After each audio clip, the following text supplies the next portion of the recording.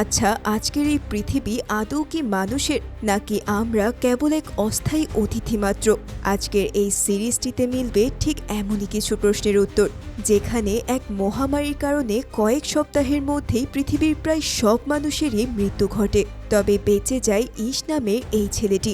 সে কিছু বুঝে ওঠার আগেই তার উপর আসতে থাকে একের পর এক বিপদ। নির্জীব এই পৃথিবীতে আদৌ কি সে সার্ভাইভ করতে পারবে, নাকি একাকিত্ব আর হতাশা তাকে গ্রাস করে ফেলবে? বলছিলাম ২০২২ সালে রিলিজ হওয়া আমার বেশ পছন্দের একটি সিরিজ আর্ট অ্যাভয়েডসের কথা। তো আমি আজকে সামিয়া আছি তোমাদের সাথে। তাহলে আর কোনো কথা না বাড়াই, শুরু করা যাক আজকের এক্সপ্লেনেশন।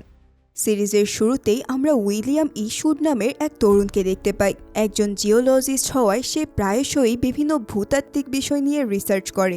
এমনই এক রিসার্চের জন্য সে শহর থেকে অনেক দূরের জঙ্গলে অবস্থান করছিল। সে ওই জঙ্গলের কাছেই মাটি থেকে কিছু পাথর কালেক্ট করতে থাকে। তার গবেষণার স্যাম্পল হিসেবে এই পাথরগুলোকে সে ব্যবহার করবে। কিন্তু এই স্যাম্পল কালেক্ট করতে গিয়েই তার হাতে কামড় দেয় এক বিষাক্ত সাপ। কামড় খাওয়ার সাথে সাথেই সে যন্ত্রণায় চিৎকার করে ওঠে। সে তৎক্ষণাৎ ছুরি দিয়ে ক্ষতস্থান কেটে বিষ নামানোর চেষ্টা করে, কিন্তু তাতে খুব একটা কাজ হয় না। তাই সে আর বাইরে না থেকে জঙ্গলের মাঝে থাকা ক্যাবিনে চলে যায়। এই ঘরটিতেই সে এতদিন ধরে রাত্রি যাপন করে আসছিল।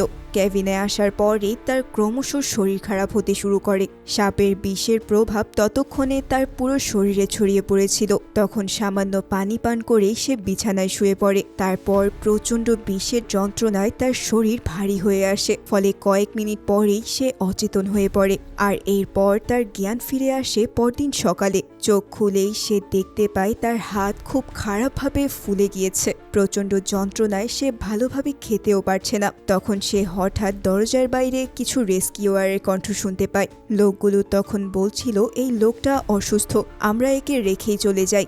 অর্থাৎ তারা তাকে উদ্ধার না করেই ফেলে রেখে যায়। তবে তার শরীরে বিন্দুমাত্র শক্তি ছিল না যে সে তাদের সাথে কোনো কথা বলবে। এভাবেই সে শুয়ে থেকে কয়েকটা দিন কোনোভাবে কাটিয়ে দেয়। এই সাপের বিষ অত্যন্ত যন্ত্রণাদায়ক হলেও তা প্রাণঘাতী ছিল না। ফলে কয়েকদিন পরেই ইশ ধীরে ধীরে সুস্থ হয়ে ওঠে। নিজের সব শক্তি ফিরে পেয়ে সে আর এক মুহূর্ত এই জঙ্গলে থাকতে চায় না। তাই সে আর দেরি না করে শহরের উদ্দেশ্যে রওনা হয়। কিছুক্ষণ পর শহরের মাঝ রাস্তায় পৌঁছে সে ভীষণ অবাক হয়। তার চেনা জানা এই শহরটি কেমন যেন নিশ্চুপ হয়ে আছে।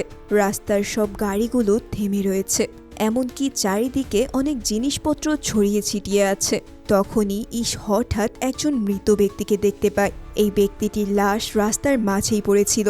এরপর তার চোখ যায় দূরে থাকা একটা ডিজিটাল সাইনবোর্ডে। সেখানে লেখা ছিল মহামারীর কারণে সরকার তাদের কার্যক্রম স্থগিত করেছে আর সবাইকে নিরাপদ আশ্রয়ে যেতে বলা হচ্ছে। এই নোটিশ দেখেই সে ভয়ে আটকে ওঠে। হয়তো কোনো এক মহামারী পৃথিবীর মানুষদেরকে শেষ করে দিয়েছে। আর ঠিক এই কারণেই শহর এতটা শান্ত। এমনকি রাস্তায় এদিকে সেদিকে পড়ে আছে মানুষদের মৃতদেহ। হয়তো এই কারণেই জঙ্গলের সেই রেস্কিউ টিম তাকে রোগাক্রান্ত ভেবে উদ্ধার করেনি। আর সেই জঙ্গলে থাকার কারণেই সে এই মহামারী থেকে বেঁচে গিয়েছিল। হঠাৎ তার বাবা মায়ের কথা মনে পড়ে যায়। এক মুহূর্ত দেরি না করে তখন সে তার বাড়ির উদ্দেশ্যে রওনা হয়। পুরো রাস্তায় একজনও জীবিত মানুষ তার চোখে পড়েনি। নিস্তব্ধ শহরের প্রতিটি মোড়েই পড়েছিল মানুষের মৃতদেহ। এর মধ্যে দিয়েই ইশ তার বাড়িতে পৌঁছায়। বাড়ির ভেতরে ঢুকেই সে তার বাবা মাকেও মৃত অবস্থায় দেখে। তাদের দেখে বোঝাই যাচ্ছিল যে তারা অনেকদিন আগেই মারা গিয়েছে। নিজের একমাত্র আপনজনকে এভাবে হারিয়ে ইশ যেন নির্বাক হয়ে পড়ে। মুহূর্তেই তার পৃথিবী ওলটপালট হয়ে যায়। এই অবস্থায় সে কান্নায় ভেঙে পড়ে। তবে কিছুক্ষণ পর সে নিজেকে কিছুটা সামলে নেয়। তারপর সে তাদের বাড়ির উঠোনেই বাবা মাকে কবরস্থ করে। অতঃপর কিছুদিন সে নিজের বাড়িতেই কাটায়। তার মনে আশা ছিল যে হয়তো অল্প কিছু সংখ্যক মানুষ এখনও বেঁচে আছে, কিন্তু অনেক জায়গায় ঘুরেও সে কাউকেই দেখতে পায় না। ফলে হতাশ হয়ে সে অন্য শহরে যাওয়ার সিদ্ধান্ত নেয়। অতঃপর সবকিছু সাপ্লাই নিয়ে সে পাশের লাস ভেগাস শহরের দিকে রওনা দেয়। কিন্তু পথে একটা ব্রিজের সামনে এসে সে দেখে ব্রিজটিকে বন্ধ করে দেওয়া হয়েছে। ফলে সে আরও বেশি হতাশ হয়ে পড়ে। তবে হাল না ছেড়ে দিয়ে সে অন্য পথে ভেগাসের দিকে যাত্রা করে। এভাবে অনেকক্ষণ গাড়ি চালিয়ে সে লাস ভেগাস শহরে পৌঁছায়। এক সময়কার প্রাণন্তর ভেগাস শহর এখন যেন নির্জন মরুভূমি। চারিদিকের ক্যাসিনোগুলোতে তখনও আলো জ্বলছিল, অথচ কোথাও কোনো মানুষ নেই। শহরের দামি দামি শপিং মল আর ক্যাসিনোগুলোতে সে ঘুরে দেখে।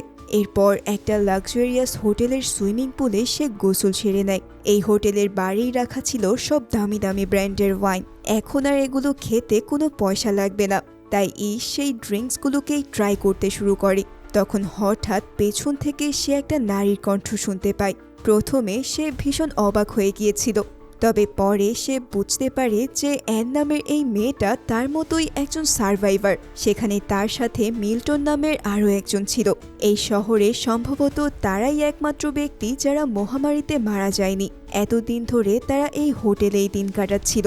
মিল্টন ইশকে কিছু নিউজের ভিডিও দেখায়। এই নিউজগুলো থেকে ইশ মহামারী সম্পর্কে বিস্তারিত জানতে পারে। যখন সে জঙ্গলে ছিল তখন পৃথিবীতে হঠাৎ এক অজানা ভাইরাসের অ্যাটাক হয়। মানুষ কিছু বুঝে ওঠার আগেই মারা যেতে থাকে। কোনো ভ্যাকসিনই এই ভাইরাসটিকে দমাতে পারছিল না, তাই শীঘ্রই এই পৃথিবীর বেশিরভাগ মানুষই মৃত্যুবরণ করে। তবে যাদের ইমিউনিটি কিছুটা ভালো ছিল তারা হয়তো বেঁচে গিয়েছে, কিন্তু সেই বেঁচে যাওয়া মানুষের সংখ্যা খুবই কম। এরপর ইশ মিল্টন আর অ্যানের সাথে কিছুটা সময় কাটায়। তারাও তাকে সঙ্গী হিসেবে পেয়ে বেশ খুশিই ছিল। দামি দামি ব্র্যান্ডের নানা রকম পোশাক তারা পরে দেখছিল, কিন্তু কিছুতেই যেন তাদের ভালো লাগছিল না। মানুষ না থাকায় যেমন টাকার কোনো মূল্য ছিল না, তেমনি এসব জিনিসও এখন তাদের কাছে সম্পূর্ণ মূল্যহীন মনে হচ্ছিল। অতঃপর তারা একে অপরের সঙ্গে কিছুক্ষণ কথা বলতে থাকে। এখানেই ইশ জানতে পারে যে এন ও মিল্টনের আসলে বেঁচে থাকার কোনো ইচ্ছেই নেই। দীর্ঘদিন একাকী থাকার ফলে তাদের মানসিক অবস্থা বেশ খারাপ হয়েছিল। পরিবার পরিজনকে হারিয়ে তারা আর এভাবে বেঁচে থাকতে পারছিল না। ইশ তাদেরকে বোঝাতে থাকে যে চাইলেই তারা নতুন করে জীবন শুরু করতে পারে, কিন্তু তার কথায় তারা মোটেও মোটিভ হয় না। ঠিক তখনই ইশ মিল্টনের কাছে একটি গান দেখতে পায়, তাই সে বাধ্য হয়ে সেখান থেকে বেরিয়ে যায়। কিছুক্ষণের মধ্যেই পরপর দুটি গুলির শব্দ ভেসে আসে, অর্থাৎ মিল্টন ও এন নিজেদের জীবন শেষ করে দিয়েছে। এই ঘটনার পর ইশ ভীষণ ভেঙে পড়ে। তারও যেন বেঁচে থাকার কোনো ইচ্ছাই অবশিষ্ট ছিল না। এভাবেই সে তার বাড়িতে ফিরে যাওয়ার সিদ্ধান্ত নেয়। এরপর গাড়ি চালানোরত অবস্থায় হঠাৎ মাঝ রাস্তায় একটা কুকুর এসে পড়ে। ইশ দ্রুত গাড়ি থামিয়ে সেই কুকুরটির কাছে আসে, আর এই কুকুরটিও তাকে দেখেই পোষ মেনে যায়। হয়তো কুকুরটিও এতদিন কোনো মানুষ দেখতে না পেয়ে অস্থির হয়েছিল, তাই ইশ তাকে নিজের সঙ্গী করে নেয়। সে এই কুকুরটির নাম রাখে লাকি। এরপর সে লাকিকে নিয়ে একটা লাইব্রেরিতে যায়। সেখান থেকে অনেকগুলো বই নিয়ে সে বাড়ি ফিরে আসে। তখন থেকে এই বই আর লাকি তার একমাত্র সঙ্গী, তাই বই পড়ে আর লাকির সাথেই তার দিন কাটতে থাকে। এভাবেই কেটে যায় একটি বছর। তবে কিছুদিন যাবৎ ইশ আবারও বোরিং ফিল করতে থাকে, কারণ এখনো পর্যন্ত আর কোনো জীবিত মানুষকে সে দেখতে পায়নি। তবে হঠাৎ একদিন সে দূরের একটা বাড়ি থেকে ধোঁয়া উঠতে দেখে। তখন সে লাকিকে নিয়ে সেই বাড়ির দিকে রওনা দেয়। ইশ জানতো যে সার্ভাইভাল সিচুয়েশনে মানুষ কতটা হিংস্র হতে পারে, তাই সে সাবধানতার জন্য হাতে একটি হাতুড়ি নিয়ে এসেছিল। তখনই সেই বাড়ির ছাদ থেকে একটা মেয়ে তাকে দেখেই বন্দুক তাক করে, কারণ সেই মেয়েটিও তাকে দেখে কিছুটা কনফিউজ ছিল। তবে ইশ জানায় যে সে কোনো ক্ষতি করার উদ্দেশ্য নিয়ে এখানে আসেনি। অনেকদিন পর কোনো মানুষকে দেখে সে বরং খুশি হয়েছে। তখন সেই মেয়েটি তাকে বাড়ির ভেতর ঢুকতে দেয়। এরপর ধীরে ধীরে তাদের মধ্যে আলাপ জমে ওঠে। মেয়েটির নাম ছিল এমা। সেও ইশের মতোই সব আপনজনকে হারিয়ে কিছুদিন ধরেই এই বাড়িতে এসে থাকছে। এরপর কথা বলতে বলতে তারা অনেক কিছুই শেয়ার করে, ফলে খুব দ্রুতই তাদের একে অপরের প্রতি ট্রাস্ট জন্মায়। অতঃপর তারা একসাথেই সার্ভাইভ করার সিদ্ধান্ত নেয়। তখন ইশ তাকে প্রথমে বাড়ির কাছের একটা সুপার শপে নিয়ে যায়। এই শপে মানুষের নিত্য প্রয়োজনীয় সব জিনিসপত্রই ছিল, ফলে এখান থেকে তারা অনায়াসেই সব সাপ্লাই পেতে পারে। তারা এই শপ থেকে অনেক কিছু নিয়ে বাড়ি ফেরে। ইশ অনেক দিন যাবৎ একা থাকায় তার ঘর ছিল একেবারেই অগোছালো, ফলে এমা এসেই তাকে ঘর গোছাতে সাহায্য করে। এরপর ধীরে ধীরে তারা দুজনই হয়ে ওঠে একে অপরের জীবনসঙ্গী। একজন পার্টনারের মতোই তারা একে অন্যের যত্ন নিতে থাকে। এভাবে তাদের দিনগুলো ভালোভাবেই কেটে যাচ্ছিল। ইশ তার অবসর সময়ে প্রচুর বই পড়ত, ফলে জরুরি কাজগুলো কিভাবে করতে হবে তা সে বই থেকেই শিখতে থাকে। একদিন সে তাদের বাড়ির ছাদে সোলার প্যানেল লাগাতে যায়, কারণ যে বিদ্যুৎ সঞ্চিত ছিল তা ইতিমধ্যেই ফুরিয়ে যেতে শুরু করেছে, আর মানুষ না থাকায় নতুন করে জ্বালানি সরবরাহ করাও সম্ভব ছিল না। তাই সোলার প্যানেলই তাদের বিদ্যুতের চাহিদা মেটাতে পারে। তবে এই কাজ করতে গিয়ে সে পড়ে গিয়ে পায়ে আঘাত পায়। তখন এমা তার সেবা যত্ন করে তাকে সারিয়ে তোলে। এই সময়েই সে জানতে পারে যে এমা তার সন্তানের জন্ম দিতে যাচ্ছে। তখন ঈশ বেশ খুশি হয়, তবে একই সাথে চিন্তিতও হয়ে পড়ে, কারণ কোনো ডাক্তারের সাহায্য ছাড়াই সন্তান প্রসবে অনেক ঝুঁকি থাকতে পারে। তাছাড়া এই নির্জীব পৃথিবীতে তাদের সন্তান কিভাবে বড় হবে তাও তাকে ভাবিয়ে তোলে। তবে এমা তাকে বলে যে তারা একসাথে সবকিছু সামলে নেবে। তখন ঈশও বই পড়ে ডেলিভারি সম্পর্কিত সব জ্ঞান অর্জন করতে থাকে, কারণ এমাকে নিয়ে সে বিন্দুমাত্র ঝুঁকি নিতে চায় না। এই সময় ঘরের সমস্ত কাজও সে নিজেই করতে থাকে, আর এমার জন্য মাংসের ব্যবস্থা করতে গিয়ে সে পশু হত্যা করতেও বাধ্য হয়। মূলত তাদের বাড়ির আশেপাশে তারা কিছু মুরগি আর গরু পালন করছিল। এর মধ্যে থেকেই একটি গরুকে সে গুলি করে হত্যা করে। তারপর সে বই দেখে গরুটির চামড়া ছাড়িয়ে মাংস কেটে নেয়। এই কাজ করতে গিয়ে তাকে বেশ ঝামেলা পোহাতে হয়। তবে সব কিছু শেষে সে এমার জন্য মাংস নিয়ে আসে। তারপর তারা সেই মাংস দিয়েই রাতে ডিনার করে। তবে রাতে হঠাৎ তাদের বাড়িতে দেখা দেয় নতুন এক উপদ্রব। কোথা থেকে যেন ঝাঁকে ঝাঁকে ইঁদুর এসে তাদের বাড়িতে ঢোকার চেষ্টা করে। মূলত মানুষের কোনো অস্তিত্ব না থাকায় শহরে ইঁদুরের সংখ্যা অনেক বেশি বেড়ে গিয়েছিল, আর সেই ইঁদুরগুলো মাংসের ঘ্রাণ পেয়ে তাদের বাড়িতে ঢোকার চেষ্টা করছিল। তখন তারা বাড়ির সব আবর্জনাগুলোকে বাইরে নিয়ে আসে। তারপর সেগুলোতে আগুন ধরিয়ে ছড়িয়ে রাখে, যাতে ইঁদুররা ভয় পায়। কিন্তু তবুও এই ইঁদুরগুলো ঘরে ঢুকতে শুরু করে। তাই ঈশ তখন অনেক কষ্টে বাড়িটিকে পুরোপুরি সিল করে দেয়। এরপর তারা ইঁদুর থেকে বাঁচতে কিছুদিন ঘরের ভেতরেই থাকে। তবে এভাবে তো আর বেশি দিন থাকা যায় না। এই ইঁদুরগুলো শুধু রাতেই তাদের বাড়ির আশেপাশে থাকতো। ফলে ঈশ ধীরে ধীরে দিনের বেলায় বাইরে যেতে শুরু করে। এলাকার সব বিড়ালকে সে তাদের বাড়ির আশেপাশে নিয়ে আসার চেষ্টা করে, আর কিছুদিনের মধ্যেই এই বিড়ালগুলো সব ইঁদুরকে মেরে ফেলে। ফলে বহুদিন পর তারা হাঁফ ছেড়ে বাঁচে। কিন্তু এরপর তাদের সামনে হাজির হয় সবচেয়ে বড় চ্যালেঞ্জ। এমার হঠাৎ প্রসব বেদনা উঠলে সে বুঝতে পারে তার সন্তান পৃথিবীতে আসতে যাচ্ছে। তখন ঈশও তাকে যথাসাধ্য সাহায্য করার চেষ্টা করে। এবার তাদের দুজনের প্রচেষ্টায় সফলভাবেই এমার ন্যাচারাল ডেলিভারি হয়। সে এক ফুটফুটে কন্যা সন্তানের জন্ম দেয়। ঈশ তার মায়ের নামে নিজের মেয়ের নাম রাখে হেদার। ঠিক এই পর্যায়ে এসে তাদের জীবন অনেকটাই সুখী ছিল। তারা দুজন মিলে মেয়েকে বড় করে তুলতে থাকে। ঈশ তার বাড়ির দেয়ালে স্প্রে পেন্টিং করে বাড়ির অ্যাড্রেস লিখে রাখে। এর ফলে কোনো সার্ভাইভার পাশ দিয়ে গেলেই জানতে পারবে যে এখানে মানুষ রয়েছে। এভাবে দেখতে দেখতে 6টি বছর পার হয়ে যায়। এর মধ্যে এমা আরেকটি ছেলে সন্তানের জন্ম দেয়। ঈশ তার নাম রাখে অ্যালেক্স। ততদিনে হেদার আর অ্যালেক্স অনেকটাই বড় হয়ে গিয়েছে। ছোট্ট এই পরিবারটিকে নিয়ে ঈশের দিন বেশ ভালোই কাটছিল। সে প্রতিদিন ফল জোগাড় করতে এবং শিকার করতে জঙ্গলে যেত। এভাবে একদিন জঙ্গলের মাঝ দিয়ে গাড়ি চালানোর সময় সে রাস্তায় একটা পশুকে পড়ে থাকতে দেখে। তবে বেচারার অবস্থা খুবই খারাপ ছিল। তাই ঈশ সেটিকে গুলি করে শেষ করতে চায়, কারণ এতে করে সেটির মৃত্যু কম কষ্টদায়ক হবে। কিন্তু ঠিক তখনই দূর থেকে একটা মেয়ে তাকে দেখেই দৌড়াতে শুরু করে। ঈশ তখন দৌড়ে তার পিছু নেয়। তবে মেয়েটি তাতে আরো বেশি ভয় পেয়ে যায়। ঈশ তখন তাকে জানায় যে সে তার কোনো ক্ষতি করবে না, তার কাছে অনেক ফল আর খাবার রয়েছে। ঈশ তাকে আরো বলে সে চাইলেই তার সাথে যেতে পারে, কারণ সে তার পরিবারকে নিয়ে কাছেই একটা বাড়িতে থাকে। মেয়েটিকে দেখেই বোঝা যাচ্ছিল যে সে বেশ ক্ষুধার্ত। তবুও মেয়েটি তাকে ট্রাস্ট করে না। তাই ঈশ তখন হতাশ হয়ে ফিরে যাওয়ার জন্য গাড়িতে বসে। তবে ঠিক তখনই মেয়েটি তার গাড়ির কাছে এসে দাঁড়ায়, আর ঈশও তার হাতে একটা আপেল ছুঁড়ে দেয়। এরপর সেই মেয়েটি তার গাড়িতে করেই তার সাথে চলে আসে। কিন্তু সে তখনও বেশ ট্রমার মধ্যে ছিল। সে কারোর সাথেই কথা বলতে চাইছে না। তাই কেউই তাকে বিরক্ত না করে গাড়িতেই ঘুমাতে দেয়। পরদিন সকালে মাউরিন নামের একটি মেয়ে তার সাথে কথা বলতে যায়। মাউরিনও কিছুদিন ধরে ঈশদের সাথে এই বাড়িতে থাকছে। তবে এই মেয়েটি তাকেও দূরে সরিয়ে দিতে চায়। তখন মাউরিন তাকে বলে সে আর তার সঙ্গী জর্জ কিছুদিন আগে এই রাস্তা দিয়েই যাচ্ছিল।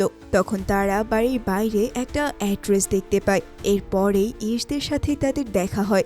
তারপর থেকেই তারা এই পরিবারেরই সদস্য।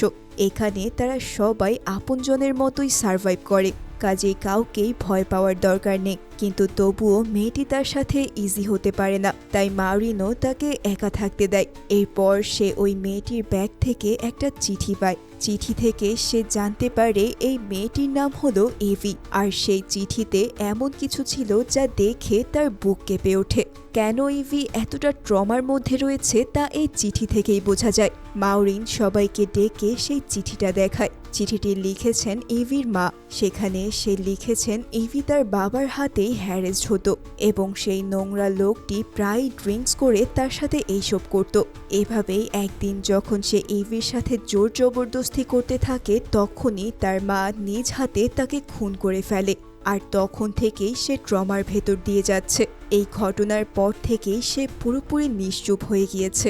ইভির মাও মহামারীর পর ভীষণ অসুস্থ হয়ে পড়ে, তাই তিনি মারা যাওয়ার আগে এই চিঠিটি লিখে যান, যাতে কেউ চিঠিটি পড়ে ইভিকে অ্যাডপ্ট করে নেয়। এই চিঠিটা পড়ে সবাই খুব ইমোশনাল হয়ে যায়। তখন থেকেই তারা ইভিকে আপন মেয়ের মতোই কেয়ার করতে থাকে। এভাবে আরও একটি বছর পার হয়ে যায়। এই সময়ের মধ্যেই ইশ আর এমার তৃতীয় সন্তান জো-এর জন্ম হয়। মাউরিন আর জর্জও একে অপরের পার্টনার হয়ে ওঠে। এভাবে তাদের সময় বেশ ভালোই যাচ্ছিল। একদিন তারা হঠাৎ বাড়ির বাইরে থেকে ঘন্টার শব্দ শুনতে পায়। ইশ তার বাড়ির আশেপাশে থাকা গাছগুলোতে রশির সাহায্যে ঘন্টা বেঁধে রেখেছিল, কারণ এতে করে কোনো জন্তু কিংবা মানুষ আশেপাশে থাকলে তারা টের পেত। এই ঘন্টা বেজে ওঠার পর সবাই বন্দুক হাতে বাইরে বেরিয়ে আসে। তখন তারা দূরে তিনজন মানুষকে দেখতে পায়।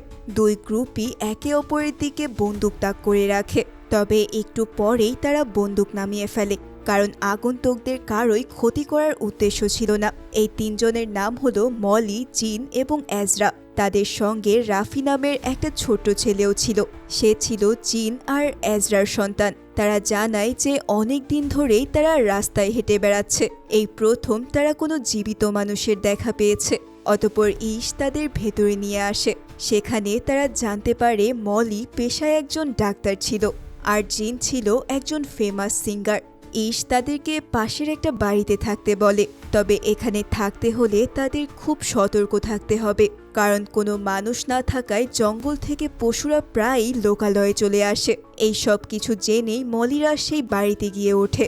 এভাবে ইশ আর এমা তাদের নতুন প্রতিবেশী পেয়ে যায়। পরদিন ইশ সবাইকে কিছু রুলস শিখিয়ে দেয়। এই কলোনির প্রত্যেককেই পালা করে খাবার এবং সাপ্লাই জোগাড় করতে হবে।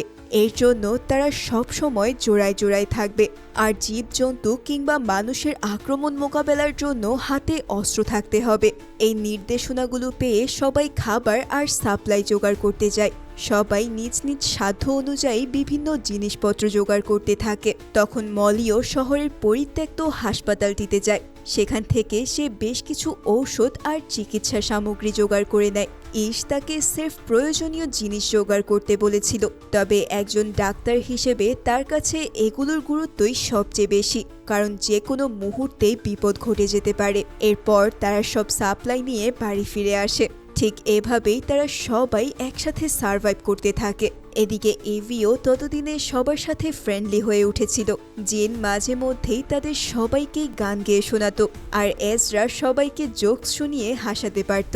ফলে তারাও এই পরিবারের আপনজন হয়ে ওঠে। এভাবে দেখতে দেখতে মহামারীর 14 বছর পূর্ণ হয়। এদিকে ইশের সন্তানরা সবাই বড় হয়ে গিয়েছে। এছাড়া জর্জ আর মাউরিনেরও সন্তান জন্ম নিয়েছে। তাদের পরিবারটিও ধীরে ধীরে বড় হয়ে উঠতে থাকে। ইশ তার পরিবারের বাচ্চাদেরকে প্রায়শই লাইব্রেরিতে নিয়ে যেত। এর মাধ্যমে তারা বই পড়ে আগের পৃথিবী সম্পর্কে জানত। এছাড়া নতুন চ্যালেঞ্জের সাথে মানিয়ে নেওয়ার সব স্কিল তারা শিখতে থাকে। এভাবে নতুন এক জেনারেশন গড়ে উঠছিল। এতদিনে শহরটিও পুরোপুরি জঙ্গলে ছেয়ে গেছে। সবাই বেশ সুখেই দিন কাটাচ্ছিল। তবে হঠাৎ একদিন সেখানে প্রচণ্ড ঝড় ওঠে। ইশ তখন সবাইকে ঘরের ভেতরে থাকতে বলে, কিন্তু সে লাকিকে কোথাও দেখতে পাচ্ছিল না, তাই সে তাকে খুঁজতে বাইরে আসে। তবে তখন সে দেখে লাকি একটি গাছের নিচে চাপা পড়ে মারা গেছে। তার এই আকস্মিক মৃত্যুতে ইশ পুরোপুরি ভেঙে পড়ে। কারণ লাকি ছিল তার প্রথম সঙ্গী। পুরো পরিবারেই শোকের ছায়া নেমে আসে। এরপর তারা লাকিকে সম্মানের সাথে কবরস্থ করে। এভাবে আরও বেশ কিছুদিন পার হয়ে যায়। একদিন ঈশ প্রতিদিনকার মতোই বাইরে কাজ করছিল। তবে তখনই পাশের জঙ্গল থেকে একটা বাঘ চলে আসে। ঈশ তৎক্ষণাৎ সেটিকে সরিয়ে নিতে গেলে বাঘটি তার উপরেই ঝাঁপিয়ে পড়ে। এরপর এই বাঘ তাকে ক্ষতবিক্ষত করতে থাকে। তাকে প্রতিরোধ করার মতো কিছুই তার হাতে ছিল না। তবে ঠিক তখনই পাশ থেকে ইভি সাহায্যের জন্য চিৎকার করে ওঠে।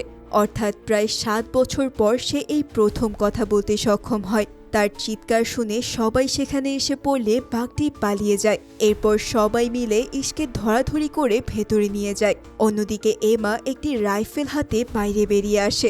এরপর সে সেই বাঘটিকে দেখতে পেয়েই গুলি করে হত্যা করে। এদিকে সৌভাগ্যক্রমে মলির নিয়ে আসা ঔষধ সাপ্লাইগুলো তখন কাজে দেয়। ঈশের পুরো শরীরেই মারাত্মকভাবে জখম হয়ে গিয়েছিল, এমনকি সে নিঃশ্বাসও নিতে পারছিল না। তবে কিছুক্ষণ পর সে নিঃশ্বাস নিতে শুরু করে, আর মলি তার সব ক্ষতস্থানগুলোকে একজন দক্ষ সার্জনের মতোই সেলাই করে। এরপর তাকে ব্যান্ডেজ করে বিছানায় শুইয়ে রাখা হয়। এই যাত্রায় ঈশ বেঁচে গেলেও তার শরীরে প্রচুর জখম ছিল, এমনকি তার কয়েকটি হাড়ও ভেঙে গিয়েছিল। তাই এই অবস্থা থেকে সেরে উঠতে তার প্রায় 6 মাস লেগে যায়। 6 মাস পর যখন সে হাঁটতে শুরু করে তখন সবাই ভীষণ খুশি হয়। এই কলোনির লিডার হিসেবে সবাই তাকে শ্রদ্ধা করত। তার ছেলে মেয়েরাও ততদিনে টিনেজার হয়ে উঠেছিল।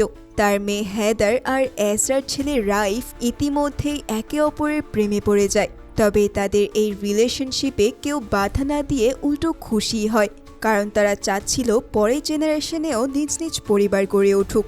তবে হেদার হঠাৎ রাইফকে নিয়ে অ্যাডভেঞ্চারে যেতে চায়, কারণ এতদিন ধরে একই জায়গায় থেকে সে বিরক্ত হয়ে উঠেছিল। শীত আসার আগেই তারা ফিরে আসবে বলে কথা দেয়। ঈশ প্রথমে তাদেরকে যেতে দিতে না চাইলেও পরে সে রাজি হয়ে যায়। তখন হেদার আর রাইফ দরকারি সব জিনিস নিয়ে সবার কাছ থেকে বিদায় নেয়। এরপর তারা নতুন অ্যাডভেঞ্চারের উদ্দেশ্যে যাত্রা শুরু করে। বাকি সবাইকে নিয়ে ঈশের জীবন বেশ ভালোই কাটছিল। তবে একদিন এভি পানি নিতে গিয়ে দেখে যে ট্যাপ কাজ করছে না। এরপর প্রায় সবগুলো ট্যাপেই একই সমস্যা দেখা দেয়। তখন তারা একটু খোঁজাখুঁজি করে দেখে তাদের রিভারটি শুকিয়ে যাচ্ছে, কারণ অনেক দিন ধরেই কোনো বৃষ্টি হচ্ছিল না। এই অবস্থায় তারা খাবার পানির ক্রাইসিস ফেস করতে থাকে। এর মধ্যে একদিন হঠাৎ তারা দূর থেকে দুটো গাড়ি আসতে দেখে। তখন ঈশ সবাইকে সাবধান হয়ে যেতে বলে। সেই বাড়ির বাচ্চাদের ভেতরে ঢুকতে বলে গেট বন্ধ করে দেয়। তখন সেই গাড়িগুলো তাদের বাড়ির সামনে এসে থামে। গাড়ি থেকে চার্লি নামের একজন ব্যক্তি নেমে আসে। চার্লি তাদেরকে বলে সে এখানে কোনো ক্ষতি করতে আসেনি, বরঞ্চ সে তাদেরকে সাহায্য করতে চায়, কারণ পানি সাপ্লাই শেষ হওয়ায় ব্যাপারটা সে লক্ষ্য করেছে। তার কাছে কূপ খনন করার মতো যন্ত্রপাতি রয়েছে, তাই তারা সবাই মিলে এই সমস্যার সমাধান করতে পারবে। তখন ঈশও নিশ্চিত হয়ে চার্লি এবং তার সঙ্গীদের বাড়িতে ঢুকতে দেয়। এরপর তারা সবাই একসাথে বসে আড্ডা দিতে থাকে।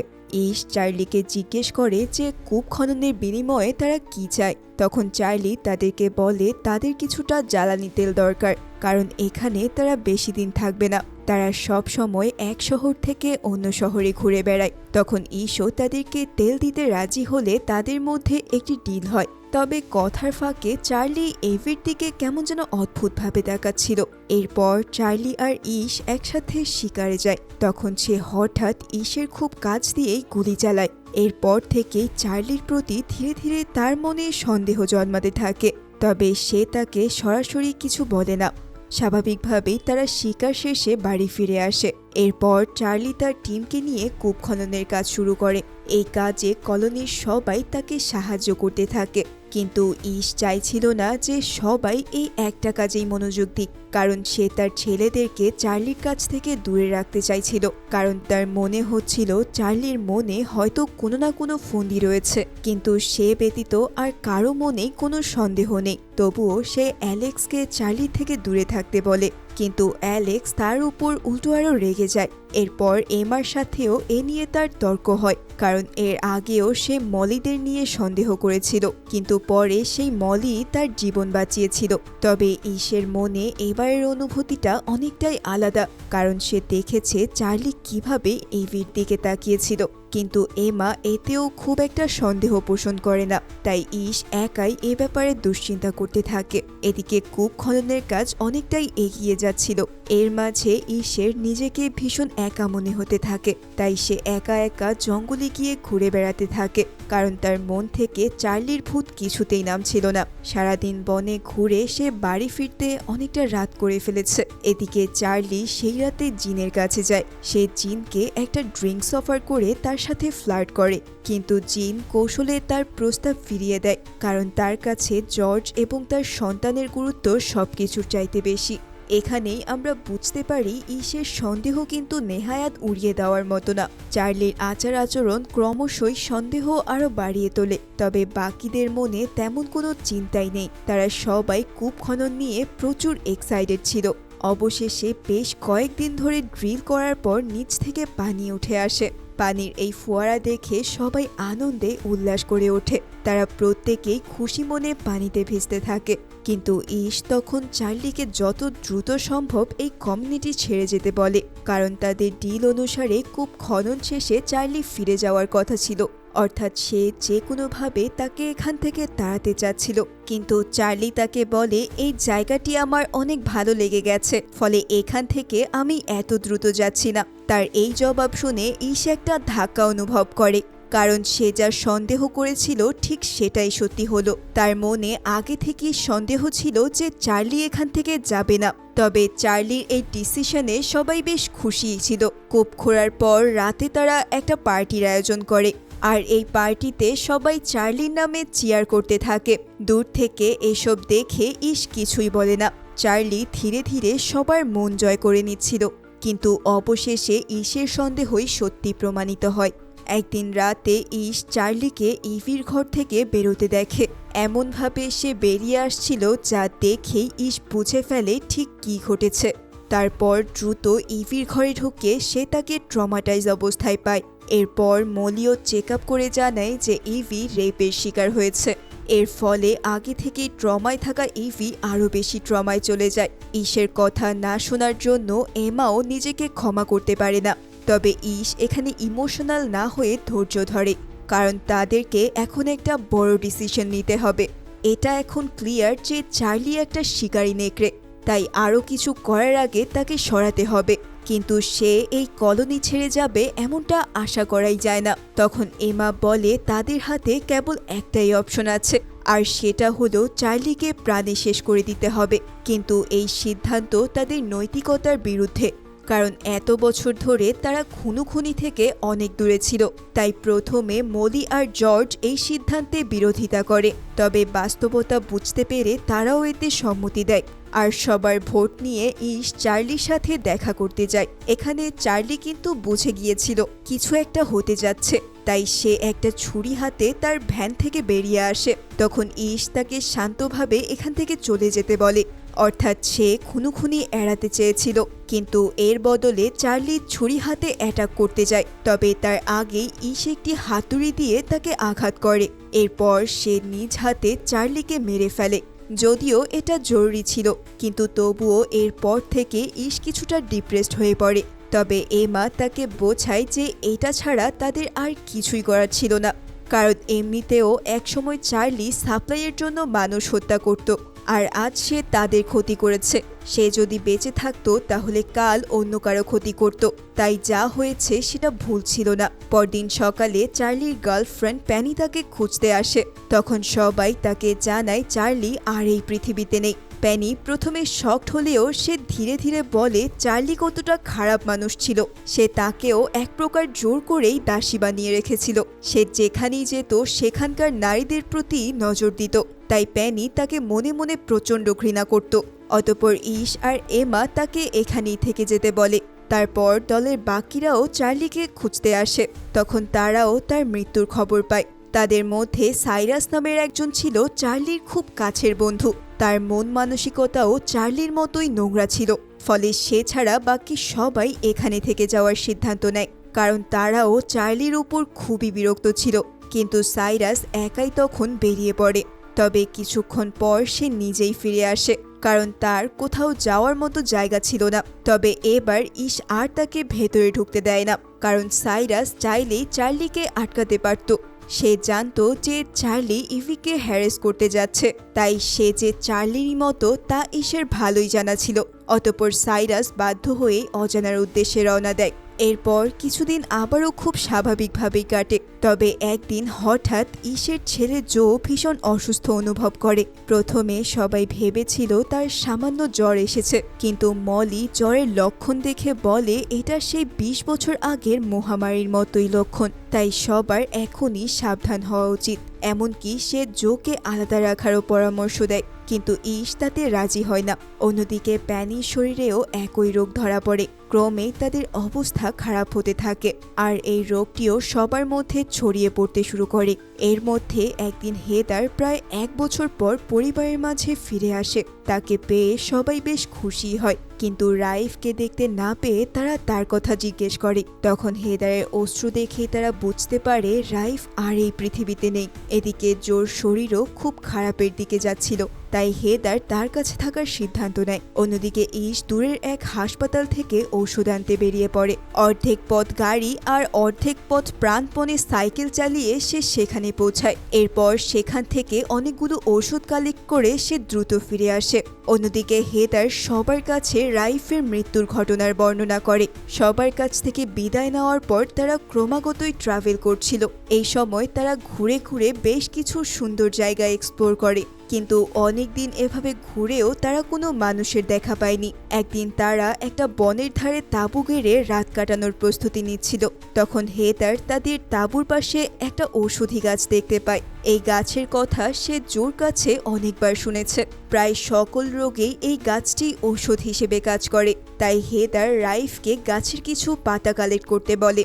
তবে হঠাৎ পেছন থেকে এক লোক এসে তাকে জিম্মি করে বসে। হেদার তাকে বলে আমাদের কাছে যথেষ্ট খাবার রয়েছে, তাই ফাইট করার কোনো দরকার নেই। কিন্তু রাইফ নিজেকে ছাড়ানোর চেষ্টা করলে লোকটি তার পেটে ছুরি দিয়ে আঘাত করে বসে। ফলে রাইফ তৎক্ষণাৎ মাটিতে লুটিয়ে পড়ে, আর হেদার প্রচণ্ড আক্রোশে সেই লোকটির উপর কুড়াল নিক্ষেপ করে। ফলে লোকটিরও সেখানেই মৃত্যু হয়। তবে তারপর রাইফও হেদারের চোখের সামনেই মৃত্যুবরণ করে। নিজের মানুষটিকে এভাবে হারিয়ে হেদার প্রচণ্ড ভেঙে পড়েছিল। তবে অবশেষে সে নিজেকে সামলে বাড়ি ফিরে আসার সিদ্ধান্ত নেয়, এবং সে অর্ধেক রাস্তা গাড়িতে এবং অর্ধেক রাস্তা হেঁটে অনেক কষ্টে বাড়ি ফিরে আসে। তবে সে সাথে করে ওই ঔষধি গাছের পাতা নিয়ে আসে, আর এখন মলি সেই পাতা দিয়েই ঔষধ তৈরি করেছে। অবশেষে এই ঔষধি গাছের পাতা থেকেই ভ্যাকসিন তৈরি হয়, আর এই ভ্যাকসিন দেওয়ার ফলে পরিবারের অনেকেই সুস্থ হয়ে ওঠে। কিন্তু জোর শরীরে তখনও অনেক বেশি জ্বর ছিল। ফলে ইশ তার শরীরের তাপ কমাতে তাকে ঠান্ডা পানিতে গোসল করায়, কিন্তু তাতেও খুব একটা লাভ হয়নি। এর কিছুদিন পরেই জোর অকাল মৃত্যু হয়। তার মৃত্যুতে পরিবারের সবাই অনেক বেশি ভেঙে পড়ে। তারা সকলে মিলে তার ফিউনারেলের আয়োজন করে। অন্যদিকে ইশ যেন তার মৃত্যুতে প্রায় পাগল হয়ে যায়। তবে এমা অনেক কষ্টে তাকে শান্ত করতে সক্ষম হয়। এদিকে রাইফকে যে লোকটা মেরেছিল তার ব্যাপারে একটা ইন্টারেস্টিং তথ্য রিভিল হয়। চার্লির টিমের সাবেক মেম্বার কোরি তাকে চিনে ফেলে, কারণ হেদার তাকে বলেছিল লোকটির হাতে অদ্ভুত ট্যাটু ছিল। তখন কোরি বুঝতে পারে যে এই লোকটি আসলে ছিল সাইরাস, কারণ তার হাতেই এমন কিছু ট্যাটু ছিল। অর্থাৎ যে সাইরাসকে তারা তাড়িয়ে দিয়েছিল তার হাতেই রাইফের মৃত্যু হয়। তবে কোরি কাউকেই আর এই সিক্রেটটা বলে না। অন্যদিকে জোর মৃত্যুর পর ইশ সব বাচ্চাদেরকে পড়াতে থাকে, কারণ জো অনেক মেধাবী ছিল। হয়তো ভবিষ্যতে সে একজন বিজ্ঞানী হয়ে উঠত। এমনকি সে একটা হেলিকপ্টারের প্রোটোটাইপও বানিয়েছিল। ইশ চায় যে তাদের সব বাচ্চারা ভবিষ্যতে জোর মতোই নতুন কিছু আবিষ্কার করুক। তার ডিজাইন ব্যবহার করেই সে একটা রেডিও তৈরি করে, আর এই রেডিওতে সে পৃথিবীর নানান প্রান্তে মানুষকে খুঁজে বেড়ায়। কিন্তু অনেকদিন চেষ্টার পরেও কারো কাছ থেকেই সে রিপ্লাই পায়নি। এর মাঝে একদিন তারা সবাই মিলে একটা বেসবল ম্যাচের আয়োজন করে। খেলার মাঝে ইশ হঠাৎ হেদারের কাছ থেকে একটা বিষয় জানতে পারে। হেদার আর রাইফ যখন ট্রাভেল করছিল তখন তারা সবখানে একটা নাম্বার দেখেছিল। শহরের বিল্ডিংগুলোতে কারা যেন 147225 পেন্ট করে রেখেছিল। এই কথা শুনে ইশের চোখে মুখে খুশির ঝিলিক দিয়ে ওঠে, কারণ সে বুঝতে পারে এটা হয়তো কোনো হিউম্যান কলোনির রেডিও নাম্বার। তাই সে আর দেরি না করে ঘরে ফিরে যায়। এরপর সে বারবার ওই নাম্বারে কন্ট্যাক্ট করার চেষ্টা করে। অবশেষে ওপাশ থেকে একটা মেয়ের কণ্ঠ শোনা যায়, আর এই ভয়েস শুনেই সবাই আনন্দে ফেটে পড়ে, কারণ এর অর্থ হলো এই 20 বছরে আর একটি হিউম্যান কলোনি গড়ে উঠেছে।